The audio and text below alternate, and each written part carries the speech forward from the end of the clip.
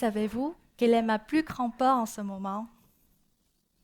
C'est de parler français devant vous, un public francophone. Oui, vous tous qui me regardez, je ressens cette pression.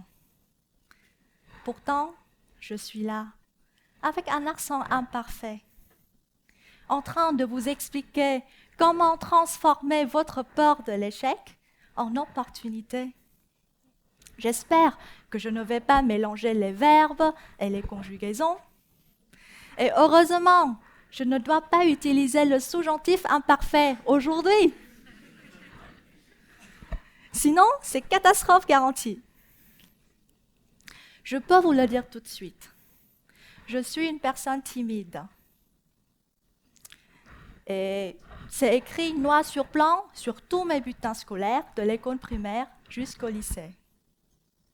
Ma famille, mes amis, mes profs, tous me l'ont dit. Tu es timide. Alors, j'y croyais. Oui, je suis timide. Mais j'ai grandi au Vietnam et là-bas, la timidité, ce n'est pas forcément un défaut. C'est même un compliment pour une fille sage et adorable. Donc, je ne me suis jamais opposée à cette idée. Je trouvais que c'était tellement confortable de rester dans ma zone de confort. Il n'y a rien à craindre. Pourtant, aujourd'hui, je suis là, totalement en dehors de ma zone de confort. C'est parce qu'il y a eu un moment qui a complètement changé ma façon de voir les choses. C'était pendant ma 2e année de master et j'étais en alternance dans une banque. Ce jour-là, mon chef m'a demandé de faire une présentation. Mais pas n'importe quelle présentation. Une présentation devant les grands chefs, les grands directeurs. Et tout reposait sur cette présentation, des mois de travail de l'équipe. Je vous laisse imaginer ma panique. Mon cœur battait à toute allure, comme s'il voulait sortir de ma poitrine. Mes mains tremblaient et dans mon ventre, une boule d'angoisse s'était formée. Je me disais, oh non, c'est pas possible, je vais mélanger des phrases, je vais dire n'importe quoi. J'étais tellement angoissée que j'ai fini par aller voir mon chef. Donc mon chef, il est directeur de projet et c'est la personne la plus éloquente que je connaisse. Je lui ai dit, désolée, mais je pense que je ne vais pas y arriver. Toi, tu peux parler devant les gens avec tellement d'assurance, mais moi, je ne peux pas. Il était un peu sidéré quand j'ai dit ça. Puis, il a éclaté de rire. Pas vraiment ce à quoi je m'attendais. Il m'a répondu, mais tu sais quoi? Moi aussi, j'ai peur. Tu penses que c'est facile pour moi? Je répète même sous la douche chaque matin. Ce n'est pas parce que tu as peur que tu ne peux pas le faire. La peur, c'est normal. Et si ta présentation n'est pas parfaite, ce n'est pas grave. Et si tu échoues, et alors? Ça sera une opportunité d'apprendre et tu sauras exactement ce qu'il faut améliorer pour la prochaine fois. Puis, il m'a regardé droit dans les yeux. Mais comment tu sais que tu vas échouer pour de vrai? Tu n'as même pas essayé? Là, j'ai été pris de court. Et dans mon train pour rentrer chez moi, cette conversation tournait dans ma tête. La peur, elle était bien présente. Mais je me demandais, pourquoi elle est si envahissante? Et là, en fermant les yeux, j'ai eu une image. Comme si je me regardais dans ce miroir tout brisé. Les morceaux éparpillés reflétaient des versions déformées de moi-même. Et dans l'un de ces éclats, je me vois bégayer, oublier des choses, et tout le monde riait, me jugeait. Elle est si nulle, Elle est si incompétente. Et là, j'ai ouvert les yeux. Ce que j'imaginais était tellement terrible qu'en fait, ce n'est pas très réaliste. Et je suis sûre que certains d'entre vous se sont déjà vus dans ce miroir brisé.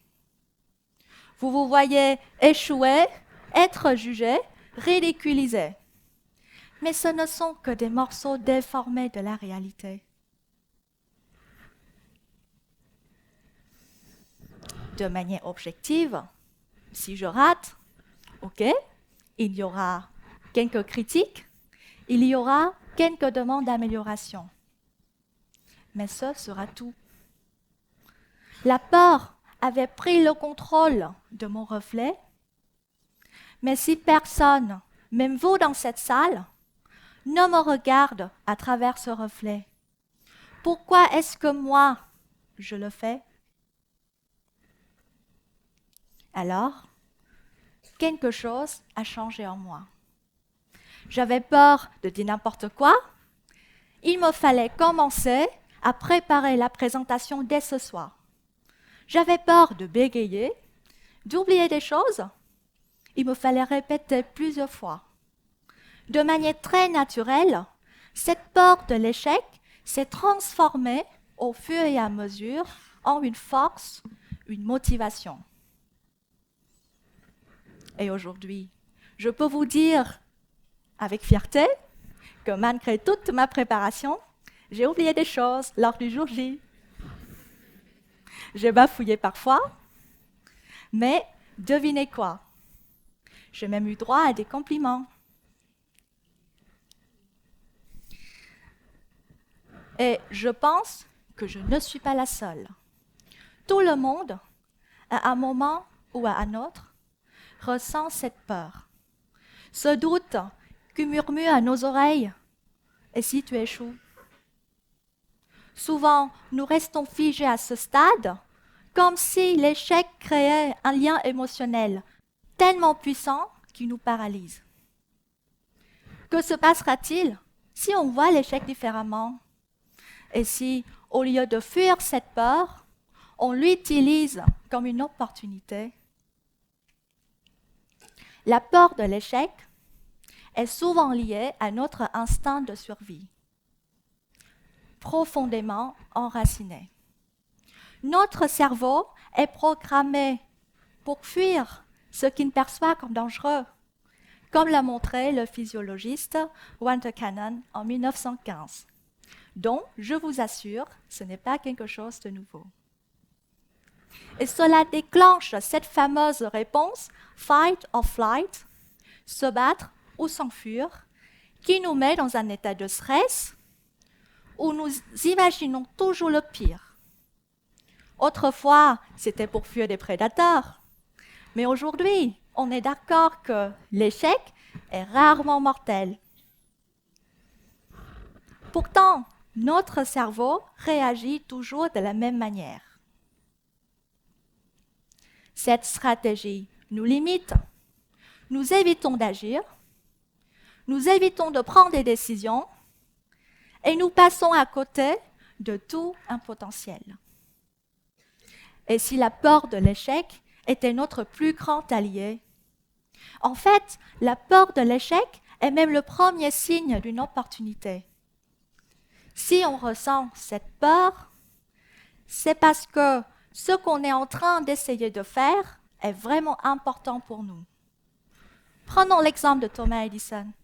Il disait même, « Je n'ai pas échoué, j'ai simplement trouvé 10 000 façons qui ne fonctionnent pas. » Nous célébrons souvent le succès en oubliant que l'échec est l'ingrédient clé de la réussite. Donc, la peur ne doit plus nous contrôler. À travers mes expériences, j'ai retenu quelques techniques qui, je suis sûre, vont vous aider à surmonter vos propres peurs. D'abord, il faut comprendre votre peur. Pourquoi ai-je peur? Est-ce une vraie peur ou c'est juste une idée dans ma tête? En la comprenant, vous pouvez mieux la surmonter. Ensuite, réévaluez le risque. C'est quoi le pire qui puisse arriver? Souvent, la réalité est beaucoup moins dramatique par rapport à ce qu'on imagine. Puis, adoptez un point de vue objectif. Si j'échoue, et alors? Qu'ai-je appris? Considérez chaque échec comme une leçon. Et enfin, c'est aussi la technique la plus importante.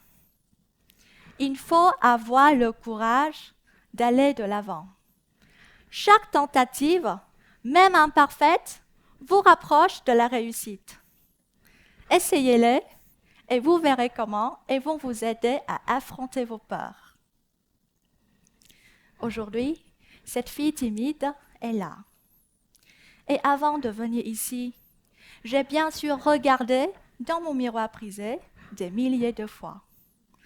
Parce que vous savez maintenant, je ne maîtrise toujours pas le subjonctif imparfait. Mais je suis là, devant vous, prête à faire des erreurs, et ce n'est pas si grave.